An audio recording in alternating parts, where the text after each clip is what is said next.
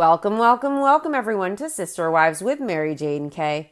Today, I'll be giving my commentary on Sister Wives, Season 19, Episode 20, For Everything There Is a Season. The episode opens in Flagstaff. Janelle is going to be moving all of her stuff to North Carolina. She has a huge moving truck, and Christine and David are there with some of the kids to help her.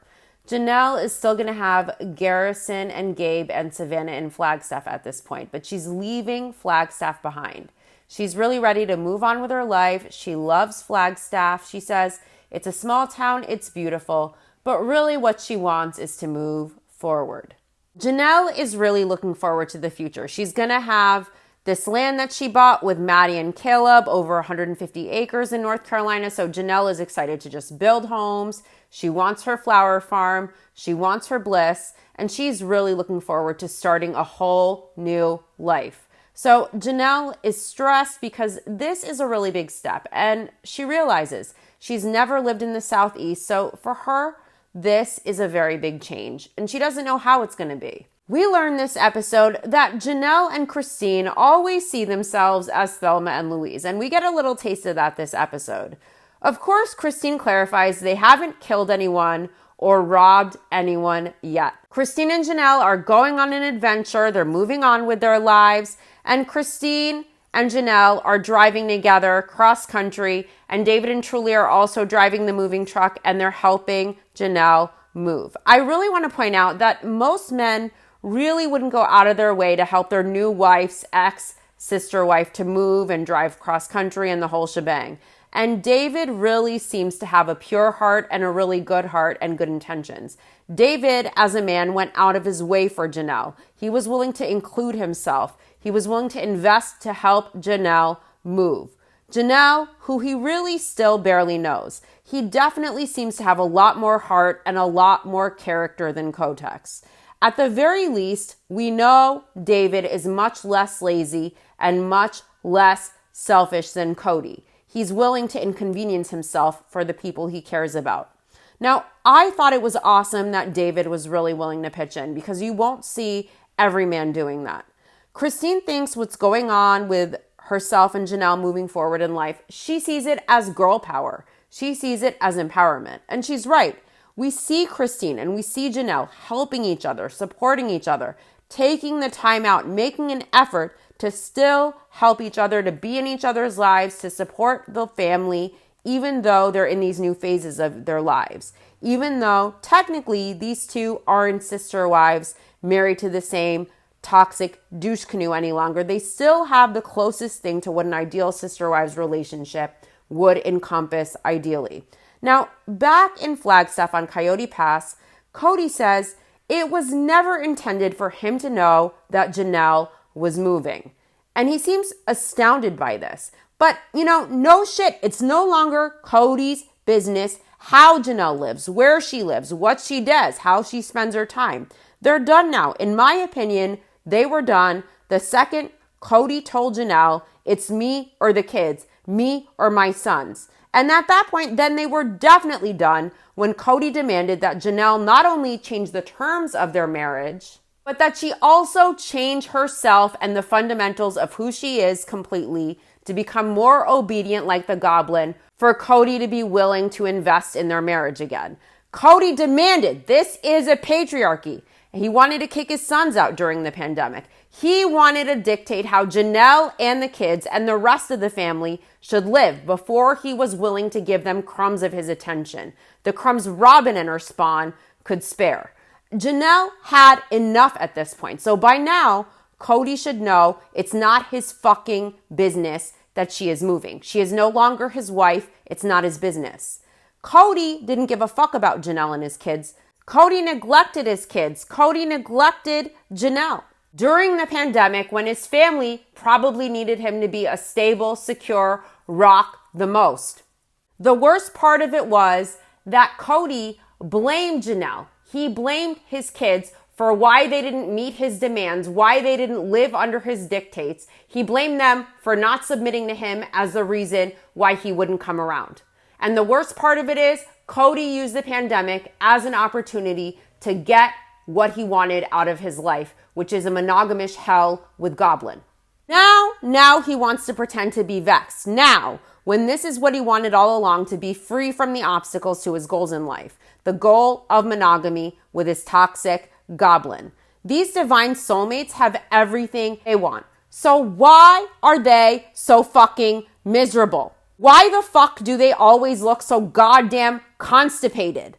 You know what? Karma don't play. The wives have moved on. They seem happier now, happier than ever. They're more productive than ever. They seem more fulfilled than ever, more effervescent and full of life, flowing with that good energy. And Cody and his stank-ass trash goblin wife look desiccated, doom and gloom, and all out miserable. They seem withered. They seem downtrodden. Why is this the case? Because karma don't play, and Kotex and Goblin, in my opinion, will feel the effects of the negative energy and the discord they sowed probably for the rest of their lives. In my opinion, these two will never be happy again together. Robin is losing respect for Kotex. Goblin is sobbing on the bathroom floor Christmas Eve. Cody had a tree fall on his house, the house he got off of the backs of Mary and Janelle and their Vegas home proceeds. Why? Because karma always collects. Karma don't play. We are lucky enough to see it unfold before our eyes for these two Nimrods. So we learn that Cody found out that Janelle was moving and he wasn't supposed to know. One of Cody's kids accidentally let it slip that Janelle was moving, and they told Cody not to let on that he knew. But of course, Cody is repeating it on the TV show for the world to see, just to solidify to whichever kid he's betraying by blabbing this that he is not to be trusted.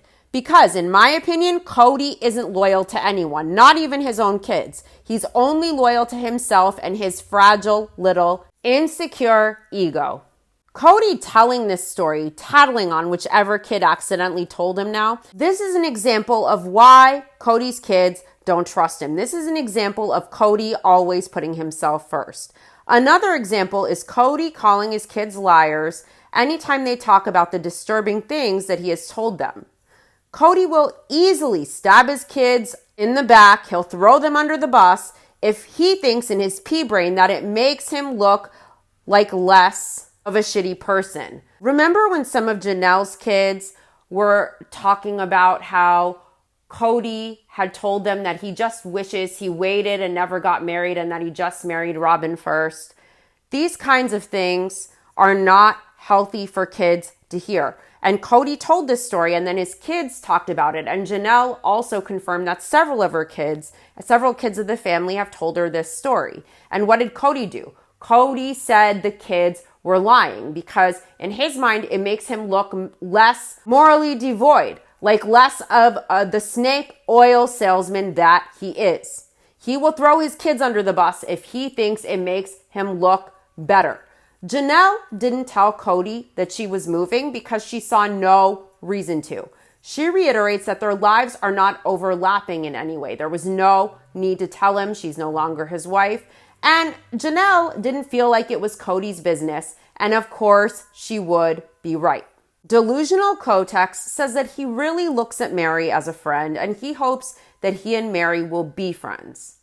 Okay, delusional dickface. You have shit-talked Mary, you have bad-mouthed Mary, you have been intentionally cruel and toxic on a public platform to Mary for over a decade, and who knows how he treated her privately. And now he's saying he sees them as friends. You know why he wants to be Mary's friend so bad? You know why he frames it this way? Because he is afraid of what Mary could tell about his sorry, decrepit, ramen-haired, flat, disgusting ass. The ass he shows the world every episode with his stupidity and lack of self-awareness.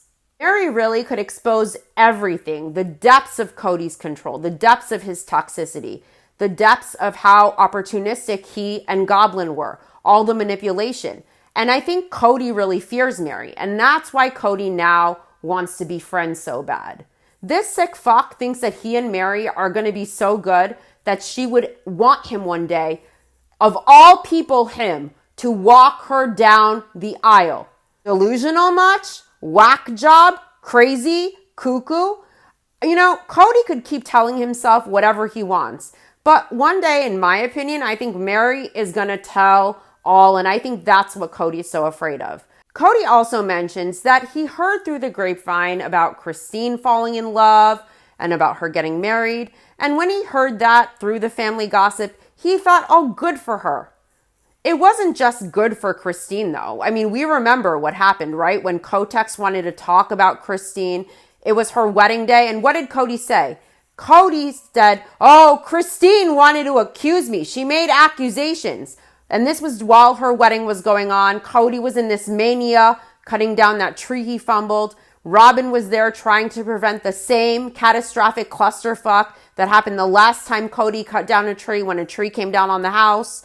And Cody was starting to berate Christine. He was saying she made accusations. And Robin had to manage Cody and shut him down. And she told him, we are so happy for her, giving him looks, giving him jabs in the side until he got the message crystal clear of what words needed to come out of his mouth at that time. So it wasn't just Cody thinking good for her, I'm happy for her. Even on Christine's wedding day, if Robin didn't manage him, he would have gotten out a bunch of shit talking about Christine. So it wasn't just happy for Christine, good for her. He doesn't mean that shit.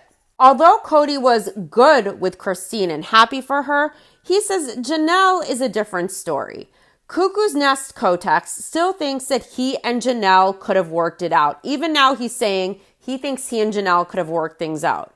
So Cody's at the Goblin's lair and he's at the sink doing dishes with his bald spots just shining in the kitchen light as Goblin walks in to ask him what he's doing. Cody's response is that he's trying to turn her on. Ugh. That shrimp dick and those glistening bald spots in the kitchen light must be such an aphrodisiac for Robin. Now, if I saw a clown-looking ass, ramen-haired motherfucker in my kitchen doing the dishes who looked like that, my vagina would desiccate and dry up and my ovaries would shrivel. I think Cody's repulsive, and physically, I just find him disgusting. Also, his personality is disgusting and his consciousness is disgusting as well. You know, I almost feel sorry for Goblin that she has to sleep with him. Robin laughs at Cody like he's the smoothest man in the world, as Cody tells her he knows what it does to her to see him doing the dishes.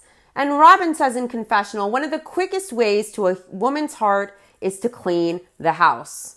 I don't know. I'd rather have love and respect in a man I saw as an equal who I didn't have to manage like a sixth child with best customer service all the time than a guy who does dishes. But okay, Goblin, didn't you just win the ramen-haired prize? Men do dishes, by the way. It's not the fucking 1950s. Next, Cody admits that he's needy. Needy man, turn off number 10 million. An egotistical, insecure, fragile son of a bitch who constantly needs attention, who constantly needs their ego fed. Like a needy child. That is a huge turnoff. That's gross. How gross is Cody? How unappealing to most women everywhere can this man be? Unless, of course, the woman has a screw loose and mush for brains. I can't stand how pathetic Cody is, how desperate he is. It's not cute to be needy like that. It's repulsive. It is really fucking repulsive. Now, Cody reveals that he likes to get out of the shower, he likes to flex with a towel around his waist, looking to get his best customer service from the Goblin. Wants that Goblin slob. Occasionally, once in a while, I do have little pings where I feel sorry for Robin, like she has to service him. I'm sure her ovaries just dry up and shrivel day by day by day by day. I wonder how often she has to fake it, and it's probably fucking daily. Probably daily. Cody admits he knows he's needy, he knows he's over the top, but he says he likes to flirt. Flirt or suffocate. No woman wants to fuck a man she doesn't respect, who she's losing respect for. So next, Aurora, the 20-year-old woman going on 10 years old, wants to talk to mommy and daddy. She wants to talk about church again. You know, if she only had a brain and thought for herself, maybe she would learn to really make independent decisions without consulting mommy and daddy like the adult she is at 20-something. So she's been going to this local church. Again, I want to know why the fuck viewers should care. Why should we personally give a fuck about this or be intrigued by this? It has nothing to do with the show or the storyline. What church Aurora goes to. Who gives a fuck? No one. Aurora is involved in this church and she feels she has found a good environment to really grow closer to God. And she wants to get baptized into that church. So Robin is shocked by this. Cody's face looks pissed. Cody feels getting baptized is joining the religion. And he wonders if Aurora is committing her life to God or if she's committing her life to a church. Cody wants to know. And Robin, who acted like she was just cool with whatever, her adult daughters decided whatever they wanted to do spiritually. She's rolling her eyes, she looks pissed, and she says baptism is a big step. A big commitment, and Robin is concerned because it's so fast. So Cody asks Aurora if it's about just joining a church, and Robin is stuttering. She seems she isn't really comfortable with her daughter making this choice. Even though, of course, for the last few episodes, Robin said she was fine with this. Her kids could choose whatever they wanted, whatever religion they wanted. She said she wouldn't try to influence them. But she does seem to have a lot of pause about this. And in the end, she accepts it. Cody accepts it. It's like a Lifetime movie. But Robin asks her adult daughter, Aurora, if she wants to join that church, if that's what's making her want to do this. And Robin explains that Aurora was baptized in their old church. Aurora doesn't consider herself a member of that church anymore, so this is a different baptism experience for her. So Aurora explains that the baptism for her isn't about her joining the church.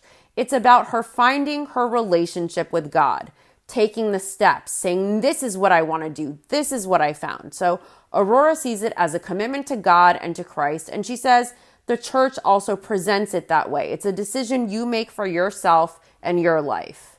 It all sounds very Kool-Aid. It all sounds very drink the Kool-Aid to me. But I'm really not into organized religion. So Cody and Robin are on the same page with Aurora. They agree with her.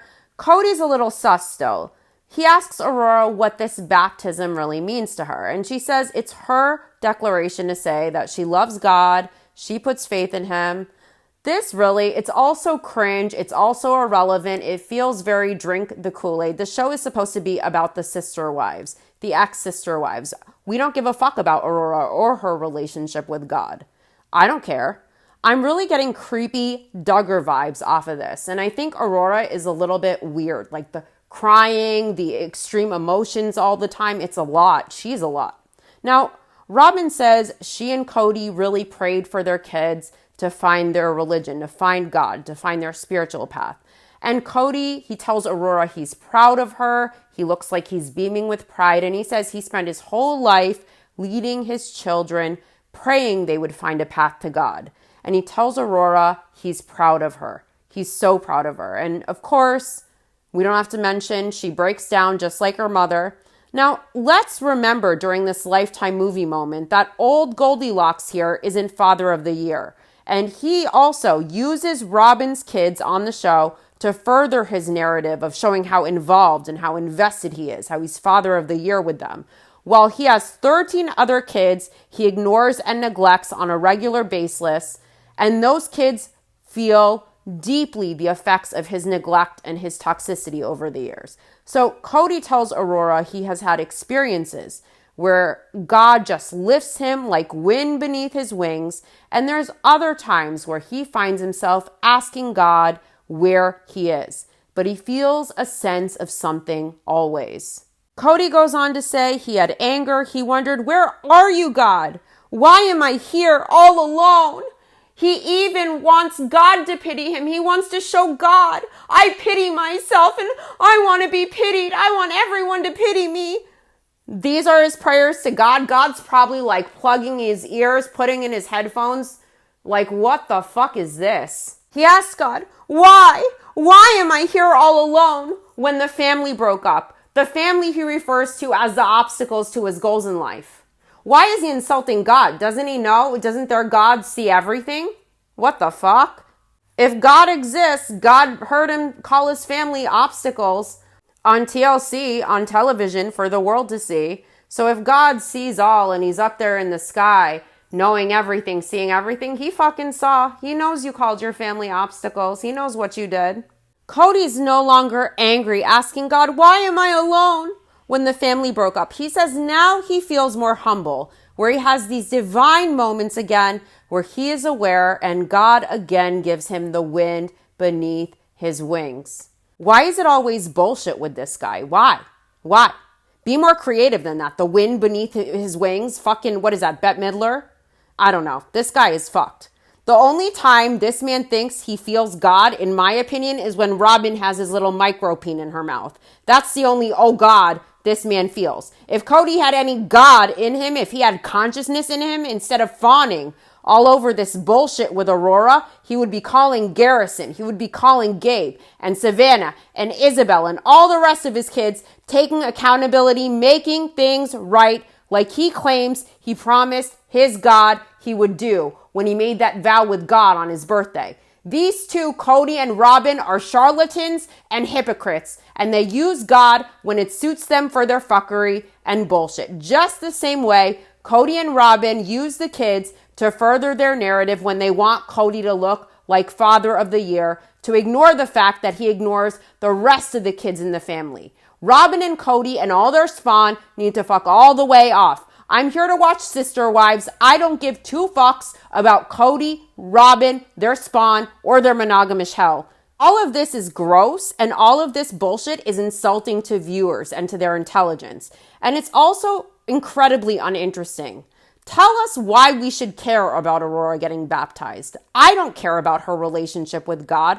I don't care about her baptism. What does any of that have to do with Sister Wives? Because all I see here with their storyline is just irrelevant filler and bullshit. And I'm really not getting the connection to the storyline other than seeing two young ladies who are going through a lot emotionally, who it's probably not even their best interest to film anything, being put on a TV show just so there is filler and storyline, making this man, who is neglectful as fuck to the rest of his kids in his family, look like Father of the Year with them. He's using these kids who seem to have a lot of emotional issues on a TV show they probably shouldn't be on. That's probably not in the best interest of their mental health, just to further their narrative. And I think that's sick. I don't see any connection to the storyline. The storyline should be about the ex-sister wives who left.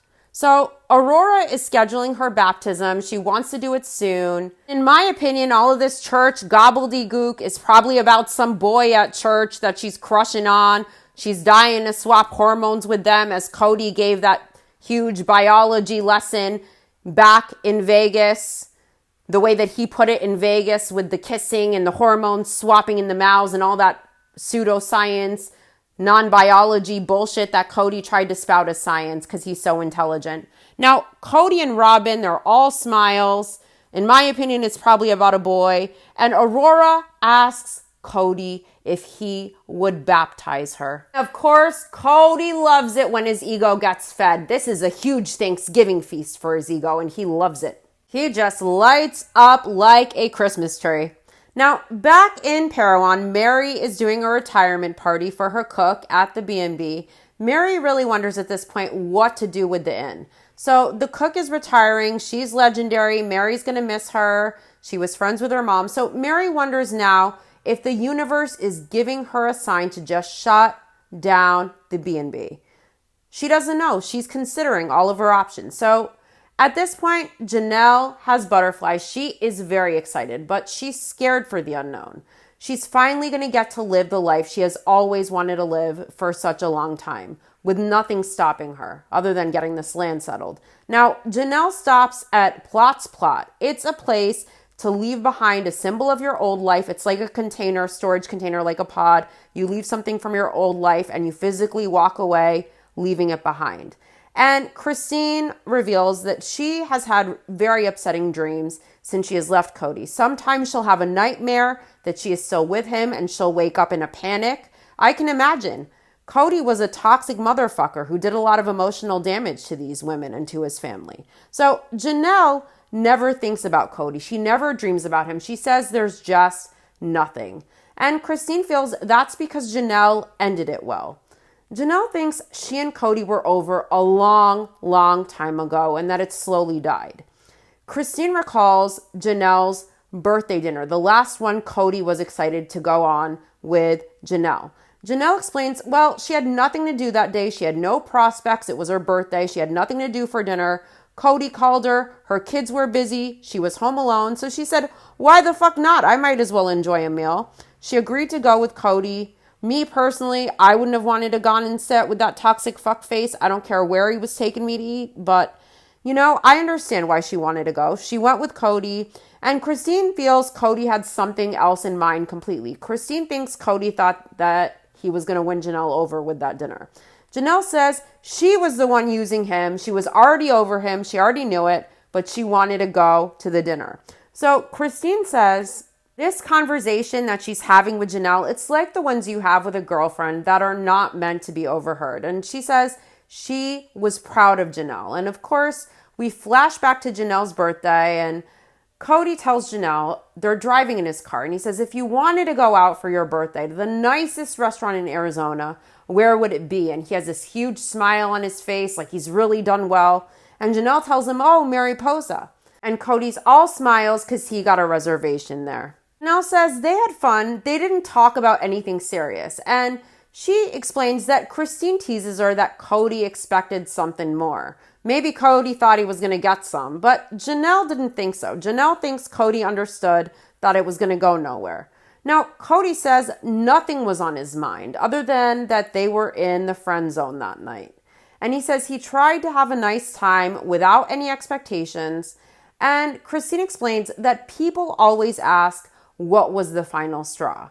And Janelle says she and Cody were both in a place already. And that fight they had was their marcation line, where they both knew at that point they were over. So Janelle, Christine, David, and Truly get to this plot pod to leave their items there. Christine has a dream catcher from Flagstaff to leave behind and her old dreams about polygamy. And Janelle is leaving behind the tree necklace that Cody designed for her when Robin started My Sister Wives Closet. Of course, Cody designed necklaces for all of his wives when Robin had My Sister Wives Closet, and Janelle's was the tree necklace. And Janelle admits she loved the design, but this tree necklace symbolizes Cody, and Janelle wants to leave that life behind.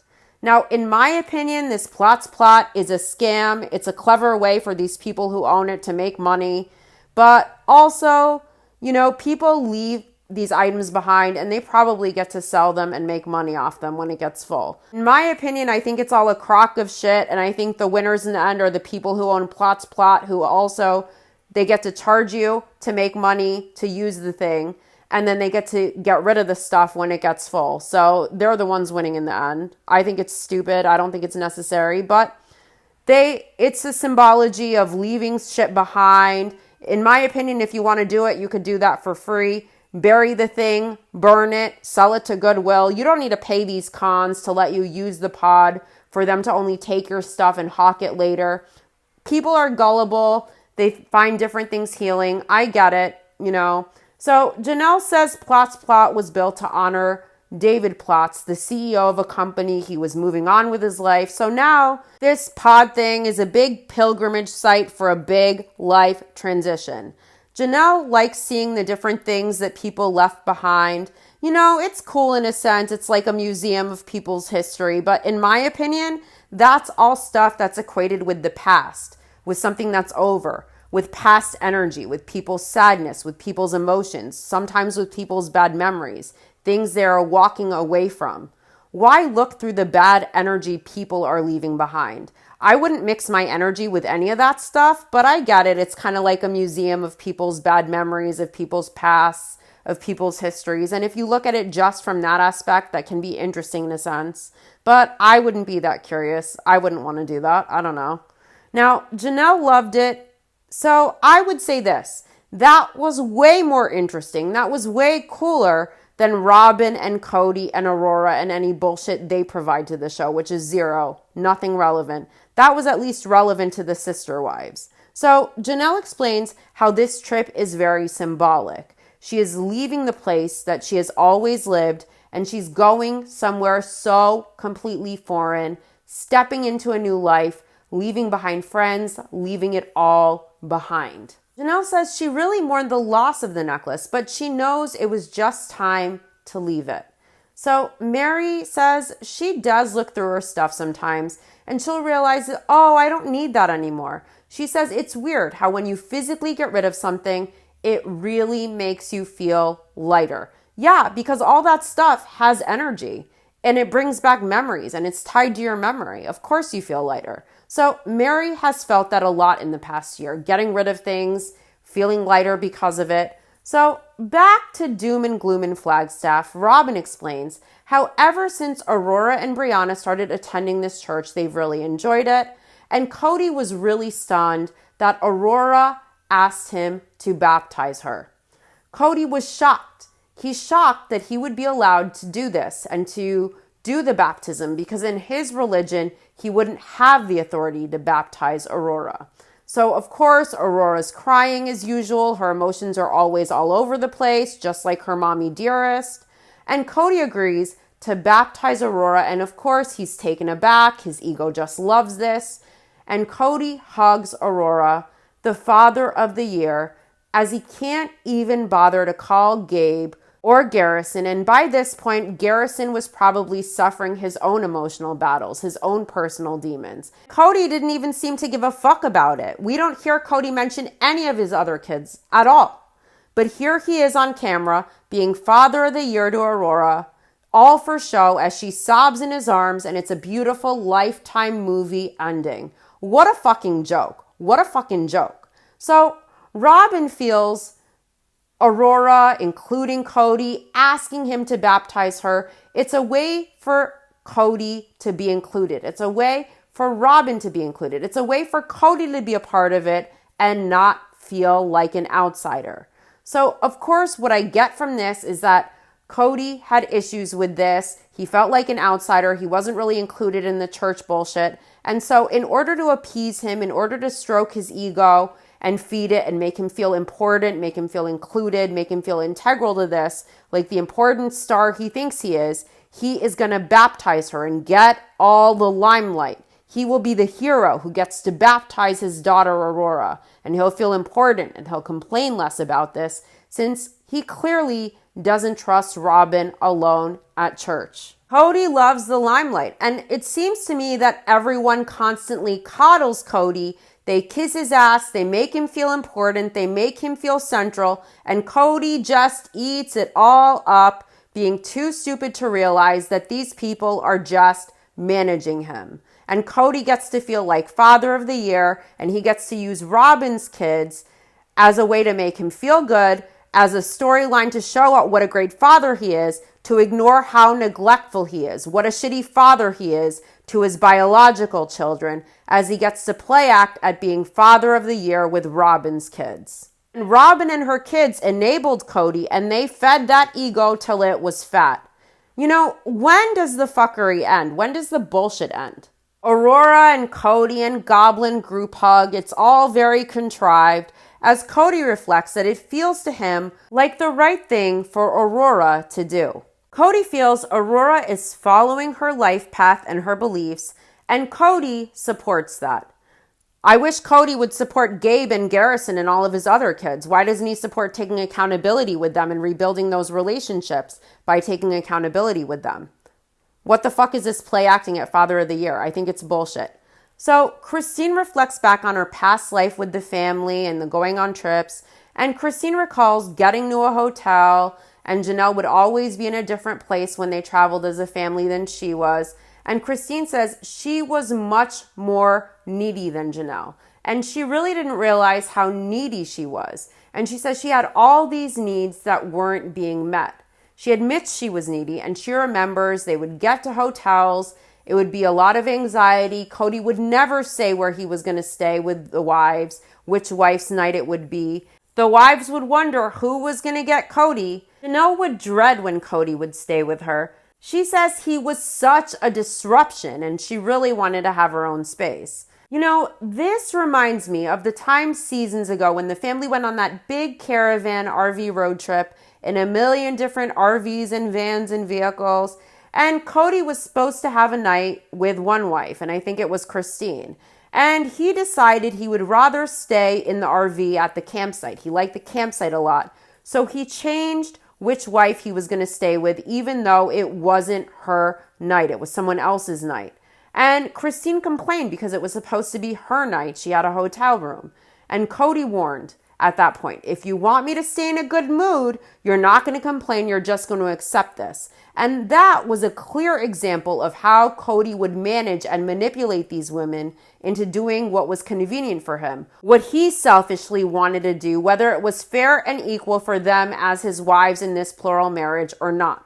So Janelle preferred that Cody's ass wasn't around, and I don't blame her. This man seems like he will suck your energy dry to the bone till you're desiccated and withered. He's too needy. He's an energy vampire. I'd be like, get the fuck out of my space. So Janelle says Cody was really good about being fair with his time in general. He would stay with one family, then move on. He would try to keep up the rotation. But whenever they traveled, all bets were off. Cody would ignore the rules. He would ignore the schedule. He would say fuck his wives, and he would do whatever he wanted. And Christine wonders why that was. Janelle doesn't know, but she says Cody was very flighty. Cody was very selfish, in my opinion. As usual, Robin, of course, has to defend Cody or play dumb when she can't. And she always has to give her 2 cents, even though viewers are tired of her bullshit and lies. She's still gonna insult everyone's intelligence by playing dumb over and over and over again.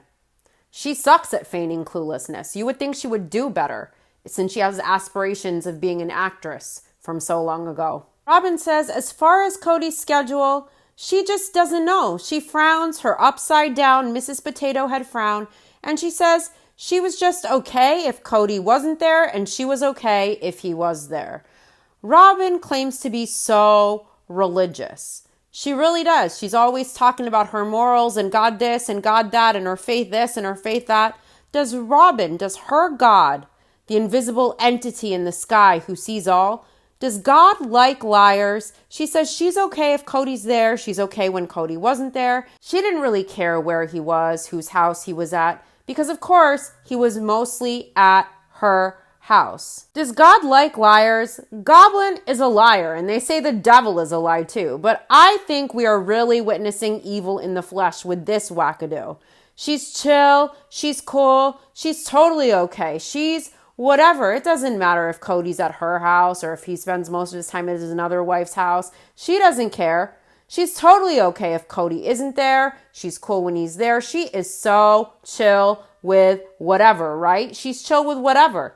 But let's not forget how Cody isn't allowed to be away from her home for more than 2 days or so, because otherwise her kids will just get anxious. They'll get upset, and she doesn't like that. And I'm sure, of course, Robin used her kids to emotionally manipulate Cody as well to make sure she gets most of his time. Cody revealed how when he did leave, he gave the example how Ari would sob. She would hug his leg, refusing to free him, hoping to prevent him from leaving by latching on. And that was when he was going to hopefully see his other kids and his other wives in this plural family when they needed him the most. Like, for example, when Cody refused to go to Isabel's major surgery because he didn't want to have to leave Robin or her spawn for more than a few days. Isabel wasn't important enough for Cody to leave Robin and her kids for that long. That's the kind of man Cody is. That's the kind of father Cody is. If it's inconvenient for Cody, if he has to upset Robin to do it, even if one of his other kids has major surgery that could potentially be life-threatening, you better not count on him to be there because he just can't take it to make Saul or Ari anxious with a goodbye. And now Cody wants to play act at being Father of the Year. You can pee on my leg and tell me it's raining, but that doesn't make it so. And that was a rule of Robin's for Cody, that he shouldn't be away from the home for more than a few days when he has this huge plural family of almost 20 kids, 4 wives. He has to see everyone equally, and he's spending most of his time at Robin's house. And there's also the caveat that he can't be gone for more than a few days. So Saul and Ari don't get anxious. But Robin is chill. She's cool with whatever. She's cool if he's there. She's cool if he's not there. She doesn't care where he is. She doesn't keep tabs on his time. She's so down for whatever. She's nonchalant. She is chill. But Cody shouldn't be away for more than a few days. Robin would never be cool with Cody missing one of her children's major surgeries. You know, God forbid he leave her kids for more than a few days. God forbid. What if it's a week so he could go be with his daughter Isabel? But if one of her kids required major surgery and he had to be away for months, Cody wouldn't give a fuck. He would be there and Robin would demand it. In my opinion, Robin is a hypocrite. She says she's chill with whatever. She didn't keep tabs on Cody. That's because Cody was always at her house. She says it's cool. It's cool if he's here. It's cool if he was there. She's down with whatever. She's cool with whatever. But she doesn't even believe the evil lies that pour out of her witch's mouth. Robin says it was great either way. She just never paid attention to where Cody was. She is just so chill. She is just so down for whatever. Sure, Goblin, you're chill. We believe you. You insult our intelligence some more, and you're going to continue to do so. Robin concedes that this was a thing for a couple of her sister wives. It was a big issue for them.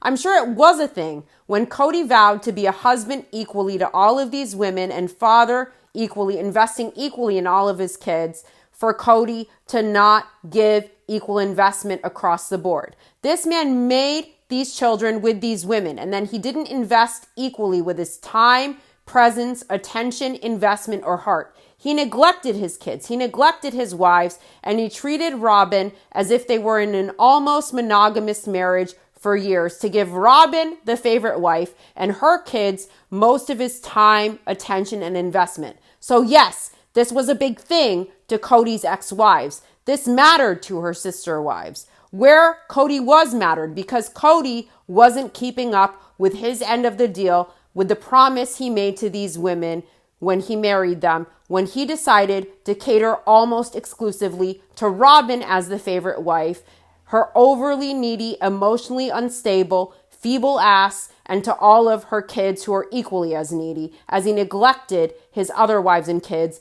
to meet all of her needs. I'm sure Cody's other kids wondered where the fuck their father was and why a goblin mattered more than them to their father, who helped create them. Now, Robin plays it cool, like she just didn't care where Cody was. She was chill. It's whatever, right? But if Cody was neglecting her kids, would she still be chill with whatever as far as where Cody spent his time? She's only chill and it's whatever because he was spending most of his time there. Robin treats this like it's a joke. She thinks it's funny, obviously. She doesn't take it seriously with all this bullshit and lies that she does. When this man's kids get hurt because of it, and she's sitting there playing dumb, thinking she's an actress of the year, and this just shows how low her consciousness is. The bar of standards is stuck in the mud with these two. Mary explains that she is a planner. She wants to know what to expect. And very often she would not get that kind of respect from Cody to even just know that he was going to show up. So she couldn't count on him to show up when he should, and then he would just show up whenever he wanted without a heads up. Of course, Cody makes excuses, and he says he was just flying by the seat of his pants most of the time, just being creative. Being creative or being selfish? Cody explains that he's seen other people who are just much more organized with more flexibility, and he's also seen rigid people with no flexibility. And he has known polygamists who wouldn't even see a wife on their birthday because her birthday wasn't the right day in the rotation to be seeing her. So Cody looks back and he says in retrospect, he believes his style of living plural marriage was a little bit too flexible. A little bit too flexible, or the husband was a little bit too selfish? The husband didn't like to be inconvenienced. I don't know. Now, back in Parowan, Mary reflects that it's the end of an era as she cleans up from the party she just had. And she wonders now what to do with the inn. She doesn't want to run the B&B anymore. And it was never her dream home. It was her dream to have this house, but her next dream is something else. She wants to find a man. Mary's really open to finding a man. She doesn't want to be single for the rest of her life. She's dated a bit and she's enjoying it. but she hasn't found her person yet. She's really now focusing on what she wants to do with the B&B. She says she's been on multiple dates with some people. Some are in the friend zone. Some men she's had to put on block. Mary says there was a guy who kept texting her even after she said she doesn't see this happening. Listen, for a man to keep texting Mary, they have to be desperate as fuck. Mary's considered making the inn an event space. She really isn't set in staying in Parowan. She doesn't want to live at the inn necessarily. Mary doesn't know if she wants to move into the B&B. She really doesn't know what the future is going to hold. She doesn't know if this is going to be her home. It depends on who she finds and what they decide to do together. Mary right now is open to whatever happens, and she's open and she's excited about her future. I really hope for these women to find fulfillment and peace of mind and happiness in their lives after what they had to endure and live through. It's going to look different to each of these women, what makes them fulfilled, what gives them happiness, what gives them peace. It's going to look different, and I look forward to see how each of the ex-sister wives really builds their life. Now, Janelle says when they first went public and they introduced this term sister wives, it felt like something they shouldn't be sharing far and wide. And of course, they were very private about their lives before the TV show. So now Janelle really loves it because she says the term sister wives was really intended to be about women who are working together for the good of the family. And Christine says people refer to each other as sister wives when they're really just good friends. I fucking wouldn't. I don't like that shit. When someone says, oh, hey sister, hey brother, oh, we're like sisters when we're not really family. Oh, we're sister wives. I'm not down with that kind of stuff. No, thank you. Now, Christine says she and Janelle are still sister wives and they're going to stay that way forever. Christine and Janelle both agree, though, they wouldn't consider Mary or Robin their sister wives. They say it's not the same bond or that same relationship that Janelle and Christine have. But Janelle wishes Robin and Mary well. Janelle says she and Christine, they definitely had their share of struggles along the way. It wasn't always sunshine and rainbows. They weren't always friends. They weren't always friendly with each other. But now, when you take out the Cody factor and all they have left is the kids and they have this shared experience and they've really bonded. Janelle says she has that history with Robin and Mary as well, but they didn't have the same connection. Janelle thinks that's really about personalities. And she says Robin and Mary really found each other in the family and they had more in common. They saw the world similarly and they bonded over that. So Janelle really wishes Mary well, and she wants all the good things for Mary. And she really feels like Mary has been through the ringer. She feels for Mary. She wants to see Mary happy. And Christine hopes Mary finds a loving relationship because she knows Mary always wanted that. And of course, Mary is very loyal. Mary has a lot of love to give if she finds the right person who sees her and accepts her. Now, Janelle thinks it would be a game changer for Mary if she found someone who would treat her the way she deserved to be treated. And Christine suggests like someone nice, like the opposite of Cody, who took every chance he could to bash Mary being intentionally cruel to her to push her out. Cody seemed to take every chance he could to be cruel to Mary, and it seemed to me that he got joy out of that suffering that Mary felt, that his ex-wives felt, that the kids felt. He gets off on knowing he's affecting people, even if he affects them in a negative way. That's how sick he is, in my opinion. And he enjoys suffering when he causes suffering. And I think someone nice is a good start. Starting with someone nice is a good place to start. Now, Janelle thinks it's weird. She knows how loyal Mary is. She stuck things out because of her beliefs. And Christine says it was the religion thing, the faith. It was the same as Janelle. So Mary and Janelle both strongly believe in the faith. And Janelle knows that's why Mary stuck it out for so long. That's why she stuck it out for so long. Janelle still doesn't know how to do the spiritual divorce. She knows Mary got one. And Christine, at this point, brings up Robin's school of thought that apparently until Janelle has sex with the next guy, she is still married to Cody. Janelle calls bullshit, of course, and Janelle and Christine share a laugh at the ridiculous delusional thoughts that emanate from Robin's pea brain. Janelle thinks it's done, and her opinion on Robin's thoughts is whatever. She says it's a dogma she used to hear, and she rolls her eyes at it. Christine says Robin said in the church they used to belong to that they teach that you aren't divorced until you have sex with the next guy. So Christine suggests, according to that, then just skip it all, have sex with somebody, and the marriage is over and you can move on. Christine feels that's the dumbest notion she's ever heard of. And I agree with Christine. Janelle can't believe that Christine is really so flippant about it, just going and sleeping with somebody. That bothers Janelle. She says her brain just doesn't work that way. Janelle sees it as more sacred, and she feels the boundaries were set in place because these are families. She feels otherwise. If it's just seen as some guy who goes and gets a girlfriend and then starts sleeping around, then it's just a bunch of baby mamas. For Janelle, she believes in that faith that it all has much more meaning. But, to the world, even though these women saw themselves as Cody's wives spiritually, according to their beliefs, the world did see them as baby mamas. Now, technically, under the law, they aren't legal wives. They live their lives as Cody's wives. And of course, I think they deserve more respect than that. But technically, in black and white, if you look at it for what it is, and you don't believe in that faith, it is a man having a bunch of baby mamas. And yes, you live as a family. You call them your wives. But legally and to the world, ultimately, that is what it is. And by the way, there are men who have baby mamas, as Janelle put it, who treat the mothers of their kids with much more respect than Cody treated these women as his spiritual wives. So there's that too. I think Janelle is going to really have a rough time coming to terms with being disillusioned by her faith. Because if she doesn't believe in it, if it isn't this bigger spiritual thing, then maybe she'll start feeling as if it was all that was. She'll reduce it to a man with several baby mamas, and she seems to really look down on that, which is interesting.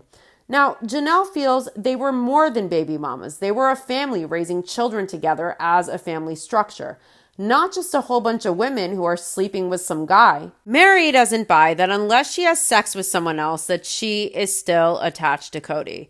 She thinks it's really more for you if you're going to step outside of your marriage and have sex, then that would mean now that the marriage would be nullified. Christine wonders spiritually how that's going to go with Janelle. She asks Janelle if she's talked to God, if she's figured it out, and she wonders what Cody thinks about it, the spiritual divorce. Janelle hasn't asked Cody because she doesn't care. Janelle knows that Mary got her spiritual release, and Janelle has thought about getting a spiritual release, but she doesn't even know who to call. She hasn't been associated with that church or that community for so long. Now, Cody didn't feel like he needed a spiritual release from Mary or Christine, but he doesn't know if he and Janelle still have a karmic connection where they might need to do that. We learn that Robin still believes in all this spiritual gobbledygook, and she feels they still need to have these spiritual marriages dissolved through the church. Guess what? It's not Robin's call. That's Christine's choice. That's Janelle's choice. That's Mary's choice of what they personally feel they do or do not need to do. It doesn't matter what Robin thinks or how Robin feels. No one watching gives a fuck, and Christine and Janelle certainly shouldn't give a fuck about how Robin feels or what she believes. I say fuck the goblin. I've had enough of her. Cody feels God will sort it out in the end, and Christine asks Janelle about the property. Janelle explains it's all just sitting there stagnating. She really wants her money back. She has her project to work on, and it's costing her way more money than she expected, but she knows she has to get a lawyer involved. So Janelle explains that for 2 decades, it was a combined pot of money. They took care of whoever needed to be taken care of. The money went where it needed to go. Janelle explains that it took her a while to get out of that mindset. So she thought that by putting her resources towards Robin's house, the Vegas home proceeds, that eventually it would be her turn. But her turn never came. It never happened. And Christine explains that when Janelle sold her home in Vegas, the proceeds from that sale went into the Goblin's lair. And Christine wonders why. Christine doesn't know if Janelle will get that money back or what Janelle and Mary will even get out of the property. She says they don't even know how much they're going to get back. And she makes it clear anything to do with finances involving Cody was always just terrible. Cody is terrible. Now, Janelle says she caught on way too late that all of a sudden there was a change in thought that resources weren't for the benefit of the whole family. The joint resources that everyone threw their money in that same pot went to Cody and Robin primarily. It wasn't for the benefit of the whole family. So in other words, all the women put all of their money into this joint family account. Those joint resources were supposed to be available to everyone in the family. On top of that, Janelle and Mary as well put money from selling their Vegas homes into Robin securing her Goblin's Lair. And Janelle assumed her time would come. Mary assumed her time would come. And instead, the joint family account, all of the resources went mostly to Cody and Robin alone. It didn't go to the whole family. Everyone in the family who was putting into that pot wasn't equally considered. Needless to say, Janelle's time never came, Mary's time never came, and everything went to Cody and Robin alone, not to the whole family. And of course, Janelle and Mary haven't seen a penny back yet, as far as this episode at least. Hopefully by now, in real time, it's done and over, and Janelle and Mary got something fair enough, and it's over for them, and they're in their future now, done with the past, financially and otherwise. But I guess we'll see. Janelle explains that this is a huge hot button issue for Cody and Robin, and she explains that they're always trying to revise history about how things were paid or what was paid. And let's also not forget how Janelle revealed that there are several different LLCs with different configurations. Also, how Cody invests in expensive items like that equipment from his failed businesses he didn't need, fine art, this and that luxury items, and all of that stuff they're buying comes from the joint family account that includes Janelle and Mary's money that they pitched in, while Cody was telling Janelle for so long he had no money to resolve the land. And on top of that, Mary and Janelle used their Vegas home proceeds on Robin's home, or Robin, for her kids, for Cody. Mary and Janelle need lawyers, they need them fast, and we know Janelle keeps good receipts. Take every one of those receipts to the lawyer and pray you get some of what you deserve back, because Robin and Cody will do all they can to live off of the backs of these women. They see them as money trees, and they will do all they can to give them as little as possible back without losing a wink of sleep over it. That the home they live in, the roof over their heads, was paid for with two other women's blood, sweat, and tears, as Robin sits on her ass and cries victim and pity me about the family not accepting her, bitching relentlessly about how she didn't get her perfect dream, acting like she's the victim when the real victims here are Cody's kids, who are survivors of the highest order, and their mothers, who are also survivors, who wouldn't ever consider themselves victims or pity beg so pathetically the way Cody and Robin do. Cody and Robin are pathetic. They're cowards. They aren't above wanting to be a victim, wanting that pity. They want pity. They pity themselves. As the people they victimize, the survivors would never stoop so low as to put on this constant pathetic pity party victim mentality complex that Kotex and Goblin keep doing, and as their spawn also do. It's really sad. It's really pathetic. I've never seen anything more pathetic. Now, of course, Robin has to give her input playing dumb. Now, the finances are a hot button issue because Cody and Robin obviously know they use these women like their personal ATMs, and they strung them along intentionally. And they know they are shady financial opportunists, and Robin knows this was all about financial security for herself and her kids. She doesn't care if it came from these other women's work, from their pain over the years, to the toxic twat waffle that is Kotex. Robin doesn't care. This is all about her financial security. She doesn't care that this is financial security that really should go to Cody's biological kids and the mothers of those kids that will go to them in the future. All she gives a fuck about is herself and her kids financially. Even over Cody, she puts herself first. Now, Robin says this is a tough conversation for her. And she says they worked together for so long.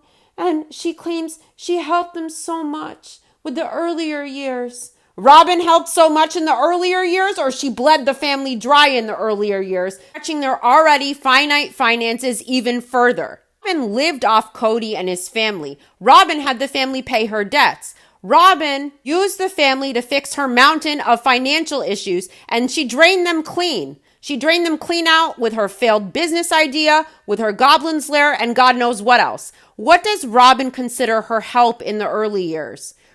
She says she helped so much because as far as I can see, Robin owes these women for lifting her up, for paying for her and her kids' whole existences, for paying for their roof, paying for their whole existence, all their bills, paying off her debt with money that should have gone to these women and their children.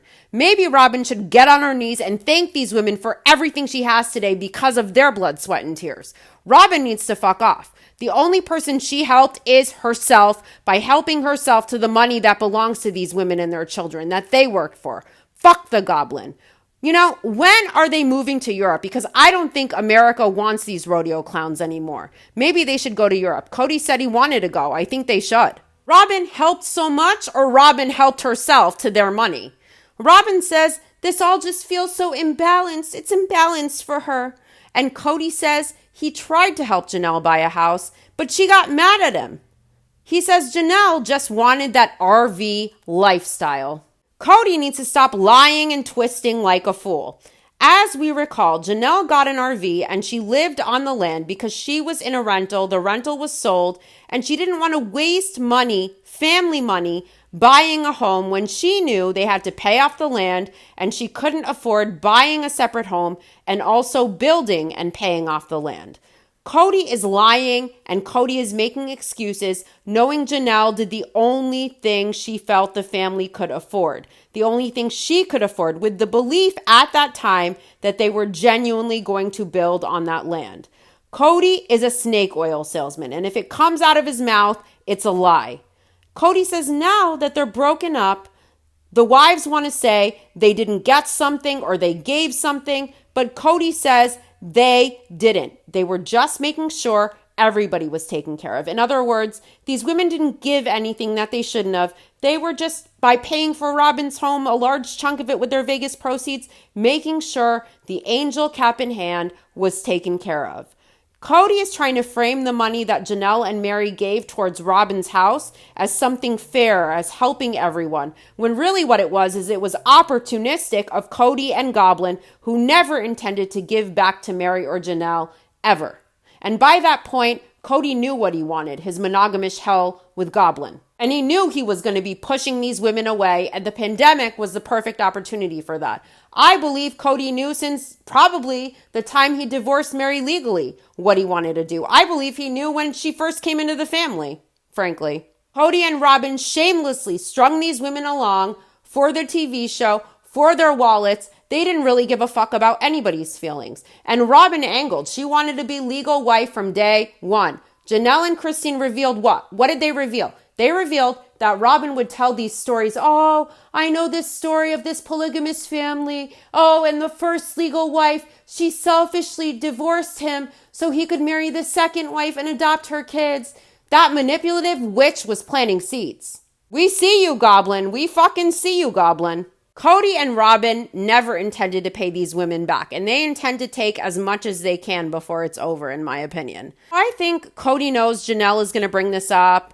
They're going to talk about how Janelle and Mary spent the Vegas home proceeds to get Robin her house. So he's trying to really make it sound like everything was fair and like the women, because they're so angry now, they're accusing him just because they're shit talking. When we all know Cody is a shiesty con man. He's an opportunistic motherfucker, even with the mothers of his children who gave him decades. Look how quick he is to even throw his children under the bus and call them liars when he knows they're telling truths. That's the level of scum we're dealing with here. Now, Janelle makes it clear that Cody always likes to say he offered to help her buy a house. And Janelle reminds us, of course, that Cody wanted her to buy Christine's house. That house had sentimental value for Cody, and he was trying to push her to buy that home. Janelle didn't like it, and Cody obviously wanted it for himself. And he wanted it on Janelle's dime. Janelle says she would love to have that cash now. It would really go a long way with her new project in North Carolina. She explains that she wasn't willing to give up on Coyote Pass until she had her new dream. And this is it in North Carolina. And Janelle is excited that she gets to decide what she wants to do. So she's moving to North Carolina, buying this land, building a house. She has it all mapped out, and there is no other plan. And this is the first time in her life that Janelle has been so bold. She says for the first time in her life, she is just stepping off, hoping that the other step is there. I have a feeling this is going to be bigger and better than Janelle ever imagined. Janelle says this has to work. I think it's going to work way better than she intended, way better than she expected. I'm putting that out in the universe for her. After a long day of driving, Christine and David and Janelle went to dinner, and Christine and David took Janelle to a bar where Janelle gets to have her first shot. So we learned that the most Janelle drinks is an occasional glass of wine at dinner. So David, of course, made the suggestion that they do shots. I think David is going to be a great influence on the family, on Christine and Janelle, and I think it's great that he is there. I personally would love to see Janelle smoke a nice joint, but a shot always works as well. So they go to a bar. Janelle has been to a bar before, but she doesn't know how to order drinks. She's out of her element, and Christine thinks Janelle needs her as a bad influence because Janelle has always been very good and very kind. Janelle has never even ordered a drink at the bar before. She's nervous. She's never done a shot. In my opinion, Janelle's going to love it, but I really do think she would love Canna Bliss even more. I love my Mary Jane. More than alcohol, I love my weed, and I really do think the world would be a better place if everyone blazed. Just my thoughts. If you want a conscious world, if you want a healthy world, blaze it up. Now, Janelle grew up in the LDS church. They didn't drink alcohol. They didn't drink coffee, no caffeine. And then as the years went by, the family slowly started stepping away. They'd have wine on Friday nights when they were together. They would have a glass of wine when they went out. And then as they went further away from their congregation, alcohol slowly crept in. You know, there's nothing wrong with drinking socially. There's nothing wrong with taking the edge off. Good for them. It's okay to live. It's okay to experience everything in life. Now, Christine explains that there are so many things in their old church that were about control. She says the whole outside world is fear, and there's so much fear, and that's a way to control, and everything was about fear and control. And Janelle says Christine really enjoys a drink. She doesn't know if Mary drinks or not, but she knows Cody likes a drink. It just was never Janelle's thing. Again, I'm telling you, I think Janelle would love cannabis. I just have a feeling that that would really work for her. Now, David gets Janelle a shot. It's a slippery nipple. It's kind of like butterscotchy, I guess you could say. They're really cute shots. They taste good like candy. It's not really drinking really, but they're just cute, fun shots. I would have given her a good tequila. I don't need the fun, cutesy, sweet bullshit. I like to really go for it if I'm to have a drink, but I guess they want a soft landing at first for Janelle. So Janelle insists she has never done a shot before, and David explains to her to down it. You don't sip it like tea. And Christine lets Janelle know that she's done shots with Janelle's kids. That made me wonder. These women haven't had the typical college experience at all. So I wonder, have these ladies ever played beer pong? Because I would love to see that on Sister Wives. I feel like they'd really have some fun. I think someone really needs to introduce them to beer pong. I would love that. I would love to see it. Oh my God, it'll be so much fun for them. They'll love it. There's probably so much these two haven't experienced that the rest of the world has because of the way they were raised. And I feel like they should get to experience everything that they missed out on. Janelle doesn't want to be drunk. She doesn't like the idea of being drunk. She doesn't want to experience it. It just doesn't appeal to her. And Janelle looks like she's feeling it after just one shot. She loosened up a lot. Her cheeks are getting red. She is feeling that. Now, Cody says he never had a shot before. He sipped on whiskey and he says it tasted like gasoline. I don't know. Janelle says Cody likes a drink, so I don't know. In my opinion, someone with Cody's personality, drunk, is insecure and out of touch with reality, with no self-awareness, who constantly needs their ego fed, who's also selfish, that would be a train wreck. Those are the kind of people you have to babysit. And I don't want to even see the levels of toxic this man would be when he gets drunk. Now, I think cannabis would be good for Cody, But frankly, if he blazed, he would really see himself down to his soul, down to his consciousness, and then he'd have to face it, and he wouldn't like that. And I think if you really aren't ready to know yourself, then weed is not for you. But I advocate for weed. I love weed all the way. I take every chance I get to advocate. Now, Mary has done one shot in her life, and she says it's nasty. She doesn't know what it was. She says she's never been drunk. And Goblin, of course, smiles, and she says she never had a shot at a bar, and she says she's never even been in a bar. But she has a smile on her face that says otherwise. It seemed like she was lying when she said it. I don't give a fuck if she's been in a bar or not. I don't care. I wouldn't judge her for that. Now, Cody says there is something so wrong in his relationship with Janelle that he is completely left out. And he says she wanted to move without him knowing. Cody says if he overanalyzes it, it hurts him. And he feels more than anything that this might just be about her getting away from him and the experience they have had to get to something that's better. Ding, ding, ding. That's right, Kotex. You aren't good enough for Janelle. Cody can't give Janelle what she deserves. She deserves better, and she's going to find it, and she already has better. She already has 165 acres and flower fields and a home in her plans with Maddie and Caleb and Christine and David and all the kids supporting her. Janelle already has found a better life away from toxicity. I think deep down, Cody knows he isn't good enough for these women. He didn't treat them well. And he knows these women have better without him. They're always going to have better without him. He's someone who brings you down. He's not someone who elevates. It's interesting. These women have so much better without him as they run around in his head rent-free all day, when Cody, he wanted to be free of his obstacles in life, but he is miserable. He can't let this go mentally. Now, Janelle says she's sitting in this bar. She's in Louisiana having this shot, and she's thinking about her life.